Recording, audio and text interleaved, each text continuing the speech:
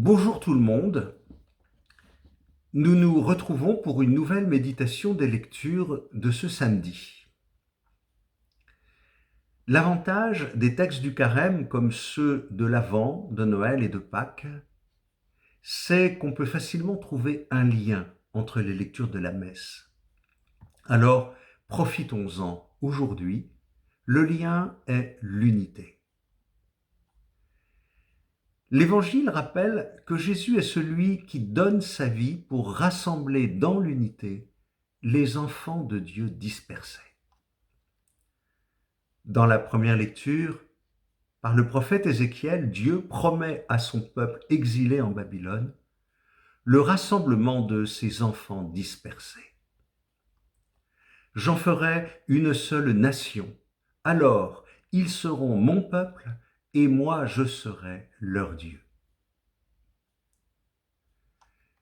Cette prophétie d'Ézéchiel fait référence à la division d'Israël de l'époque, qui n'est pas sans rappeler les déchirements que nous connaissons entre peuples, entre nations, entre groupes sociaux et politiques, mais aussi entre églises, entre frères et même entre époux.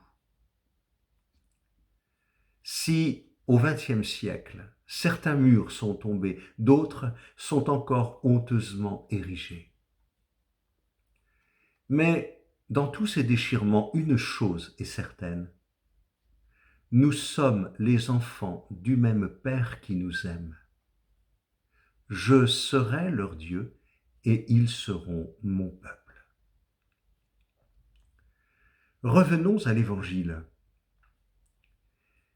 Les raisons pour lesquelles on cherche à condamner Jésus sont non seulement religieuses, mais aussi politiques, parce que de graves intérêts sont en jeu de part et d'autre. Il est de notre intérêt qu'un seul homme meure pour le peuple.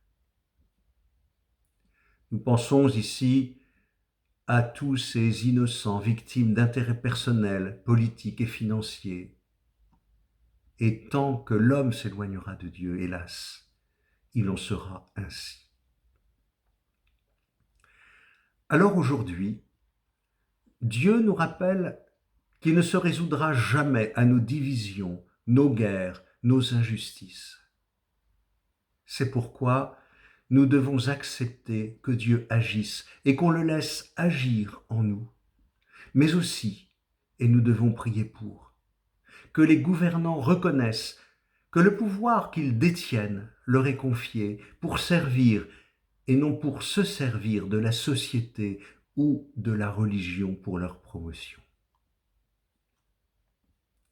Mais avant tout, réjouissons-nous pour l'aspiration profonde de notre humanité à la paix. Lorsque je vois ces élans de solidarité, de générosité, de don de soi dont l'homme est capable et que révèle la situation épidémique actuelle, comme vous, chaque jour, je rends grâce. Je rends grâce pour ces hommes et ces femmes qui, de par le monde, sont capables de concertation et de solidarité, d'entraide et de dialogue.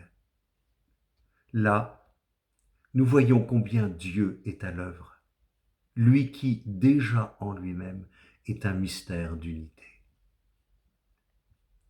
Ainsi, je vais les rassembler, dit Dieu.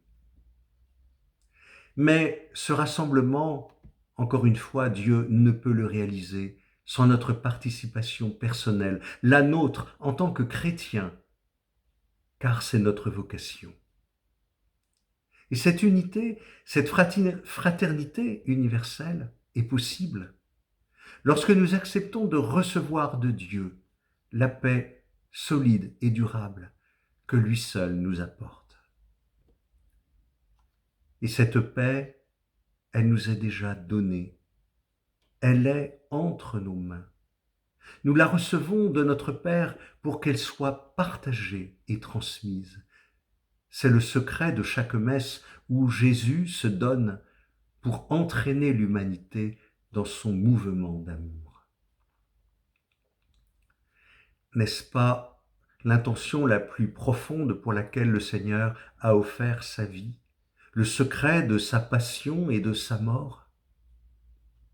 Humblement, Seigneur, nous te le demandons, qu'en ayant part au corps et au sang du Christ, nous soyons rassemblés en un seul corps et un seul esprit.